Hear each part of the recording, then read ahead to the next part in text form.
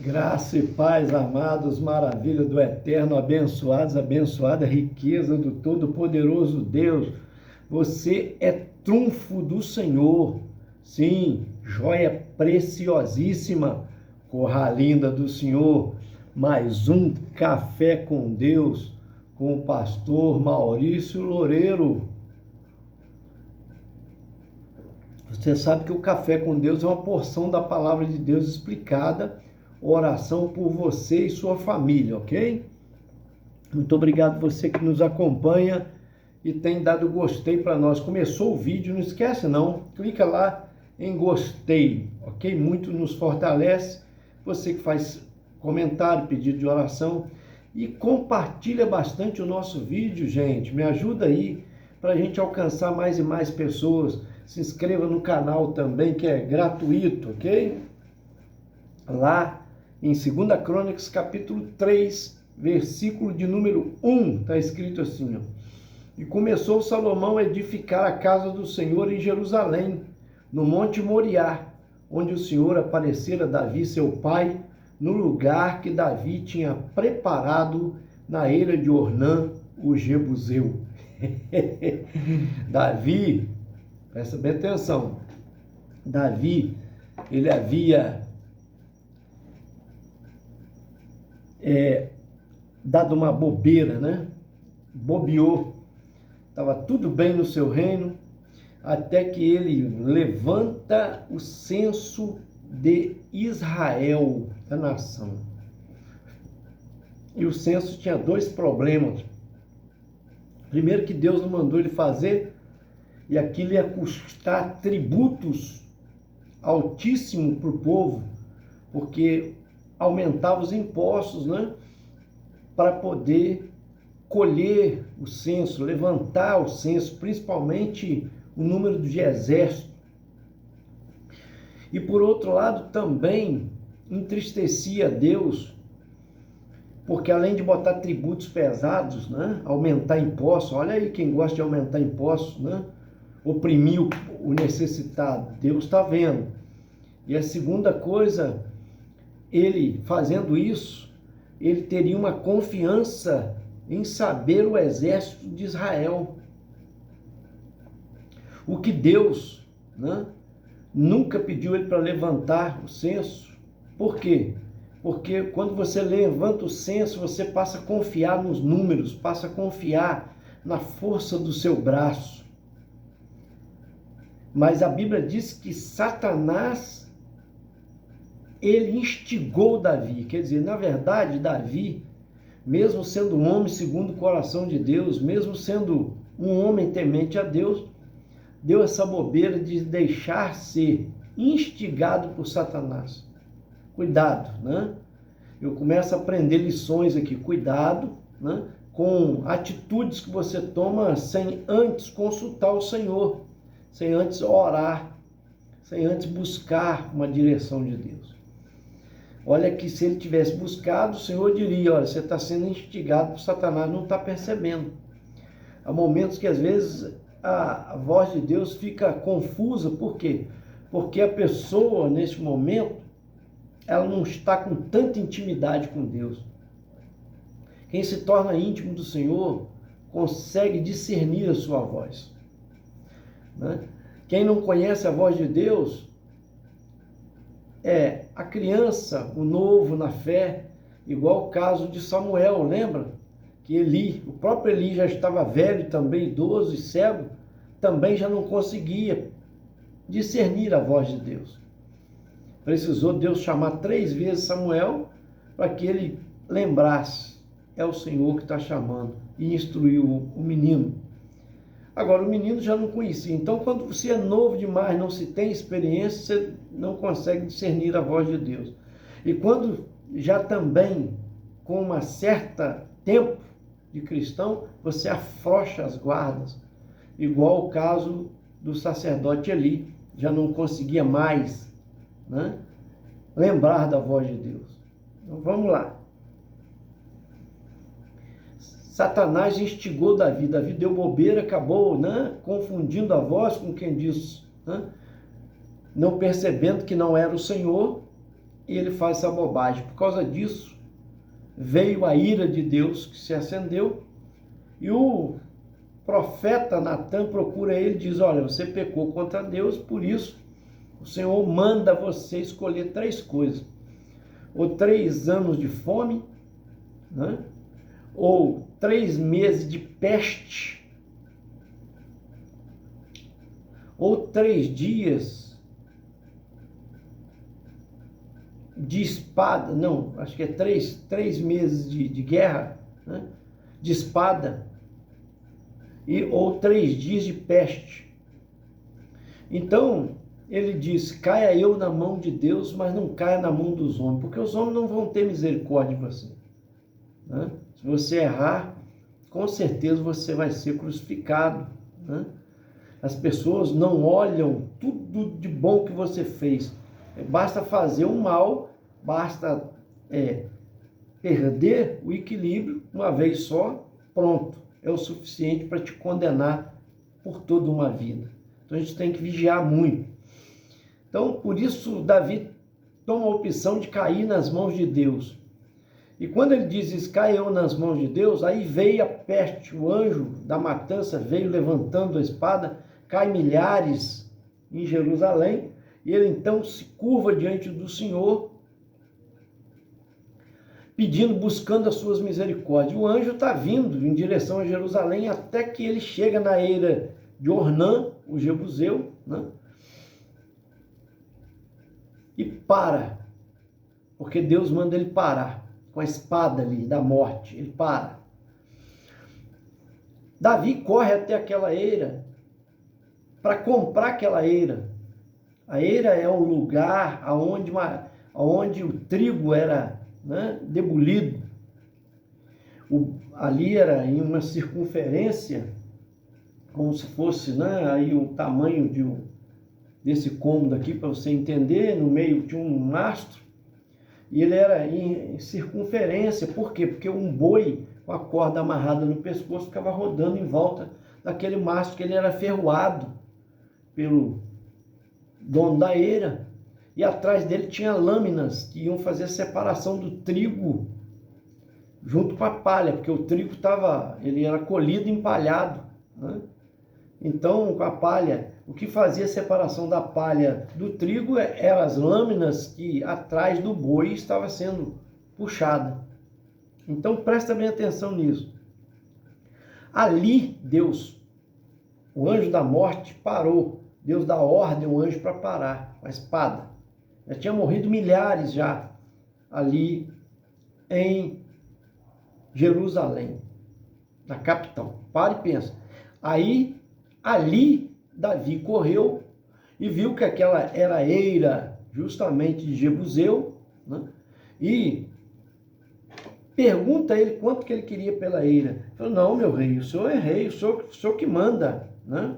A eira de Ornã, o Jebuseu. O senhor quem manda, a eira é tua, eu te entrego, te dou ela. Ele falou: não, eu jamais pagaria votos ao Senhor, ou seja, ofereceria sacrifício ao Senhor sem que me custasse nada, e pagou um valor, né, de acordo para ele, um valor considerável, comprando a eira e até o próprio boi que ali estava rodando para oferecer em sacrifício a Deus. Ali ele construiu um altar naquela eira e projetou ali fazer a casa de Deus. Gente, isso é muito lindo. A partir dali ele projetou, ele se tornou como um engenheiro, como um arquiteto. Ele desenha a partir dali, daquela eira, o altar de Deus, que seria oferecido sacrifício. Assim como ele fez o altar ali, ele desenhou o templo para ser construído, uma casa para Deus habitar. Embora Deus não habite em casa por mãos humanas, feito por mãos humanas, mas ele agradou daquilo. Por quê? Porque assim como Davi construiu um palácio para ele, ele pensou: não é certo eu viver num palácio e Deus, né, a sua glória, a sua arca que nós trouxemos lá do deserto, nossos pais trouxeram na época de Moisés, ficar vivendo em tendas eu quero colocar essa arca da glória de Deus num templo digno para ele, um templo feito, adornado com ouro, com prata, com marfim, com tudo do melhor para Deus. E ele projetou, isso é lindo. Só que Deus não permitiu que Davi fizesse, porque muito sangue rolou na sua mão. Deus sabe todas as coisas. Então, eu aprendo lições aqui, que de um incidente da vida, nós podemos tirar grandes lições, igual Davi aqui. Ele pecou contra Deus, porque ele foi instigado por Satanás. A gente não pode dar bobeira, porque o inimigo está sempre atacando, buscando brechas, né? Então, a gente nunca pode baixar a guarda. Já viu quem luta, boxe? Se ele baixar a guarda são as mãos. Se ele abaixar, ele está sujeito a tomar um soco no queixo e ir ao holocausto. Ou tomar sim, né, ir ao holocausto. E geralmente é o queixo que leva a pessoa ao holocausto.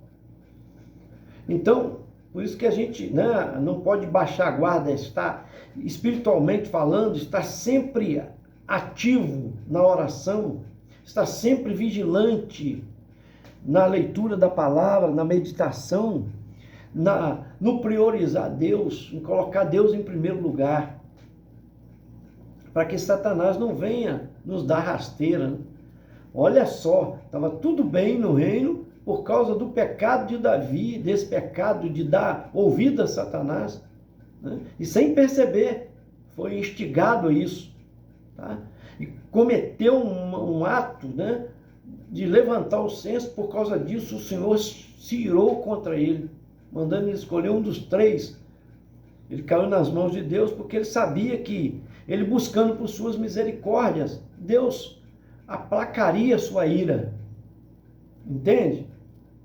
Então é melhor cair na mão de Deus do que na mão do diabo, do que na mão dos homens, né, que não terá piedade. Ele clamou por misericórdia, e o Senhor então aplacou a sua misericórdia, mandando parar aquele anjo, como eu disse.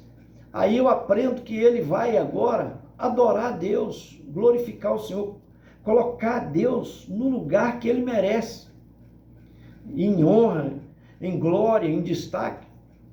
Ele vai naquela era levantar um altar de sacrifício ao Senhor para agradar a Deus. E até o boi que ali estava, ele imolou, né? Ele sacrificou para o nosso Deus. Pagou um preço. Então, a gente tem que pagar um preço de sacrifício. Não estou falando só em dinheiro. Quando você sai da sua casa, vai ao templo, é um sacrifício que você faz. Às vezes o tempo chuvoso, mas você vai assim mesmo. Às vezes uma manhã para a escola dominical, para estudar a Bíblia, você quer dormir, às vezes num domingo até mais tarde, mas você sacrifica de ir. Sacrifica quando você faz uma visita, mesmo estando num calor intenso. Sacrifica quando você vai no hospital visitar, quando você vai num presídio visitar, quando você vai buscar visitar uma pessoa enferma, um necessitado, quando você abençoa, doando, né, alimentos, roupas, e até o financeiro também é sacrificar uma oferta para a missão, uma oferta na vida de alguém, no ministério de alguém que está divulgando o evangelho, que está, né, propagando o reino de Deus. Quando você sacrifica uma oferta, quando você sacrifica, né, o tempo para Deus, quando você sacrifica, Deus se agrada. Deus ouviu a oração de Davi, aplacou a sua ira e abençoou Davi a partir daquele momento. E ele projetou um templo ali para Deus a partir daquele lugar que seria o altar.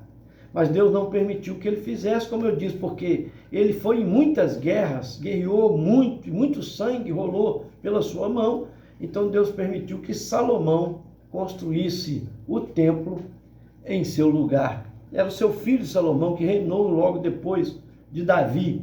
Então é onde o versículo que nós lemos: e começou Salomão a edificar a casa do Senhor em Jerusalém, no Monte Moriá, que era o monte onde era a eira de Ornã.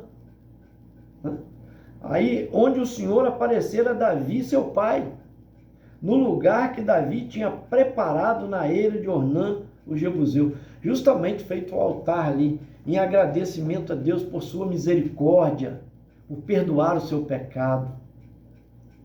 E aquele boi que morreu ali, como um boi inocente que estava trabalhando, olha só, no reino, é como Jesus, porque ele é apresentado no Evangelho também como um boi, né? Cada Evangelho apresenta Jesus de uma maneira, então ele também é apresentado como boi, que foi sacrificado, como aquele boi foi sacrificado, para ser colocado no altar de Deus, para que a ira de Deus se aplacasse, né? Ou seja, cessasse. O nosso Senhor Jesus também foi imolado por nós, recebendo chicotadas, coroa de espinho, carregando madeira até o alto do Calvário, no Gólgota, com aquela coroa de espinho na cabeça, espetando, e madeira aqui encostando, e lá em cima ainda cravaram as mãos e os pés do nosso Senhor. Deus agradou moê-lo para aplacar a sua ira de condenação para a nossa vida. É preciso receber esse Jesus no nosso coração e deixar que ele reine. Recebe aí, eu quero orar por você. Pai Todo-Poderoso, eu apresento ao Senhor, no nome santo de Jesus, a vida do pastor Wilde Ramalho, nas tuas mãos, curtindo nossos vídeos aí. O Luciano e a Suelen, também família lá do Carmo. Também, ó Deus, a Rita do Córrego da Prata, Rita da nossa Ibre lá do Córrego da Prata. Estive lá visitando a igreja, abençoa ela e família. Pastor Paulinho também, ó Deus, restaurando a saúde dele, está internado no hospital. Oro também pelo Rafael Tavares, que sofreu um acidente da nossa igreja metodista central. Deus amado, eu oro pela recuperação dele, pela saúde dele, pela Marilza Helena também, da igreja metodista central e família, pela sua causa. O Paulo César também, que curte sempre os nossos vídeos, ele é do grupo Irmãos da Estrada. Oro pelo Elias Costa também, família, que é além paraibano, residindo lá em São Francisco de Itabapuana, acho que é isso mesmo, estado do Rio de Janeiro. Eu oro também, meu Pai santo e glorioso, pela vida, ó Deus amado, pela vida da Maria das Dores Rosa e família. Também, ó Deus da glória, pelo Elion, servo de Jesus Silveira Macharete e família lá do Carmo. Eu oro também, Pai amado, pela pastora Rosaura Marques e família, pela sua causa. Oro também pela Alcina Lúcia. Toma nas tuas mãos, minha prima, lá de Vicente Carvalho. Toma a família, Senhor, convertendo a família dela, nossa família lá, e a vida financeira dela nas tuas mãos, fazendo um milagre, Senhor. Ó Deus, aí Yolanda Pinha, sua causa também, dá saúde à tua filha. Elas pedem oração pela Maria, pela Tina também, Pai amado. Toma nas tuas mãos, o Senhor pode fazer esse milagre. Eu oro também, ó Deus, pela Yolanda Pinho, como eu disse, a Camila Vilela, Reinaldo Martins, sua filha em especial, Júlia Vilela, Jorge Luiz Rodrigues e família, Nelma, lá de Pernambuco e família. Eu oro também, Pai, pela Eliana Guerra e família. Deus amado,